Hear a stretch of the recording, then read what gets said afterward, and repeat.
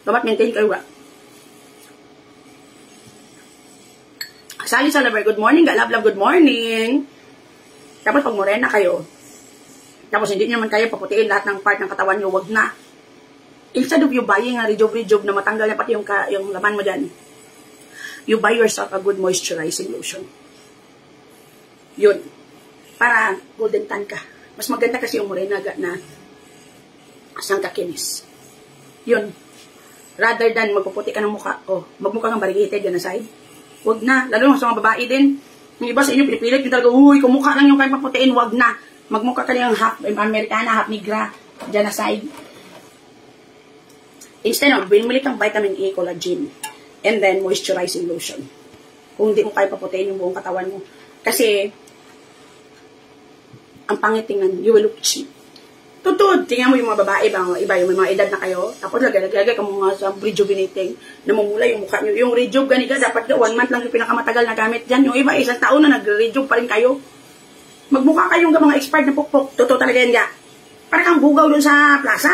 Totoo yan, may edad ka na, magpa-blend ka pa, tapos yung buhok mo, sunugin mo pa yung, ito, honest na to ha, sunugin mo pa yung mukha mo, sa kapula-pula na parang chorizo.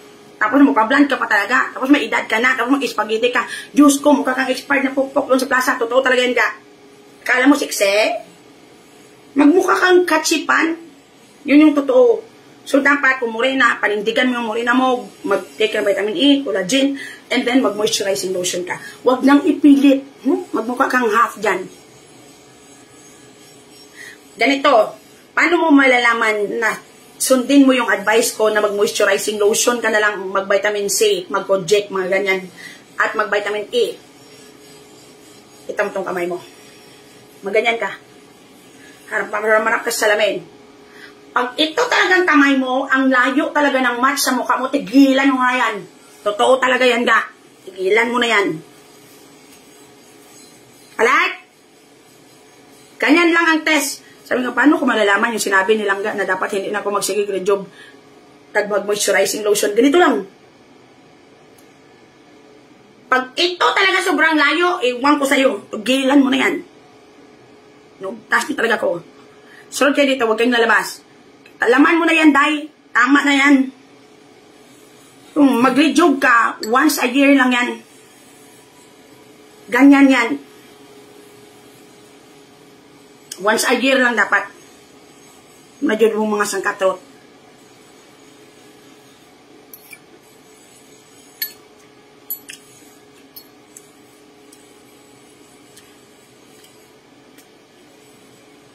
Once a year, every 6 months lang yung rejuve.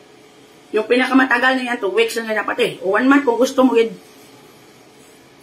Kawin, unod na. Mas okay ko, Jay, ko permi ka kag-aircon, gano'n. Pag nag-aircon ka kasi, alam mo ga, ito tested and proven talaga, avoid the sunlight. Yun yung reason sa aging, tsaka yung hindi magandang skin talaga. Kaya tayo, kaya ano man tayo, pailit man tayo permi. Yung sunlight talaga, malaking factor yung init. Para ang skin mo sa kalaway, mag-aircon ka na lang. Instead na magbakal-bakal kang project ga, isipan na mag-aircon ka na lang, ibayad mo sa kurente. Tigilan nyo na yan.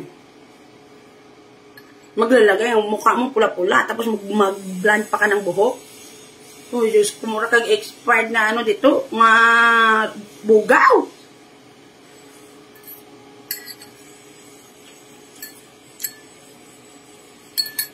Tapos, pag nag-sexy kayo,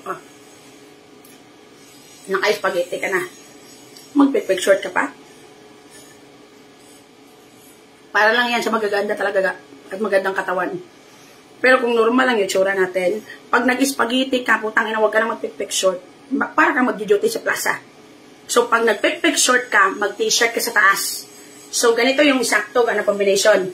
If you are sexy on top, be normal sa ilalim.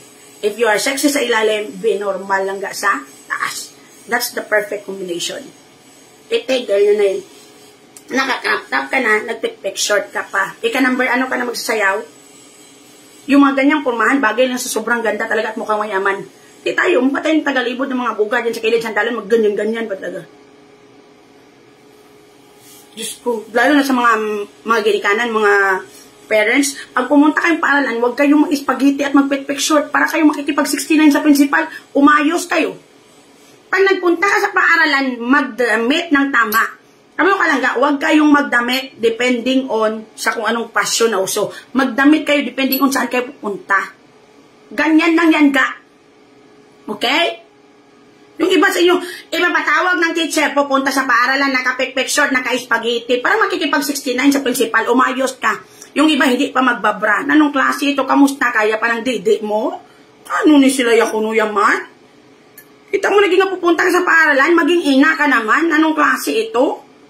Kumatsagang ko na maghahanap pa imong customer ya.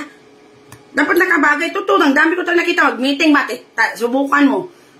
Yung iba dyan sa kanila parang sinambunutan ng satanas. Tapos pagdating doon ka, nakapipicture ba? Yung bra, nakaayos ang kay lente, nakapokus na dyan yung teacher sa nipple. Sus, Diyos ko. Yung didi mo kasing baba ng grado ng anak mo, umayos ka. Tumarong kayo, parang hindi ko natuto. Yun naman lang dyan, hindi na ako mag-supply. Hayaan mo na ako, may anak na naman ako. No. You have to take good care of yourself pag may anak ka na, may pamilya ka na, o may asawa ka na, because you'll become the reflection, lang, hindi lang ng sarili mo, but you'll become the reflection of your whole family. Yun yung totoo. Ha? Tama na kakapunta sa paaralan na walang bra. Akala ng mga kaklase ng anak mo, dinididian kang tinday, umayos ka. Gaginaga, radyo ka dirang dapita. Nagpiling yung mga sangkatrot.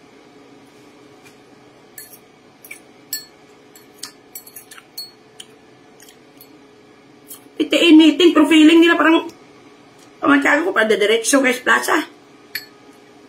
Magbra kayo! Yung mo kailangan magpurma dyan na parang may-ari ka ng mundo. Kailangan mo na magdamit ng tama. Dahil magbra ka, dahil mag-pants ka. Yung iba naka-pick short, naka-spaghetti, walang bra, naka-chinilas. Sa putang ina. Anong klase ito? Mayos kayo, uy. Kaglago, di lang aside. Tag-20, tag-pulo naman ng mga t-shirt sa rilipan.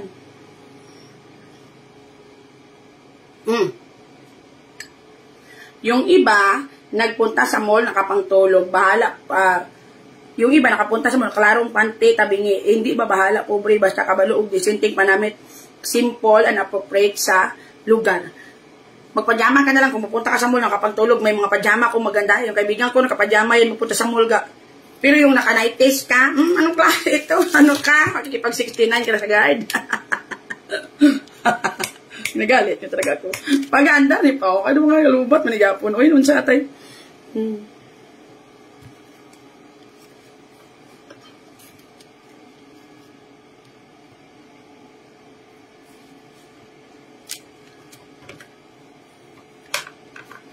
Ano siya naman ito, guys?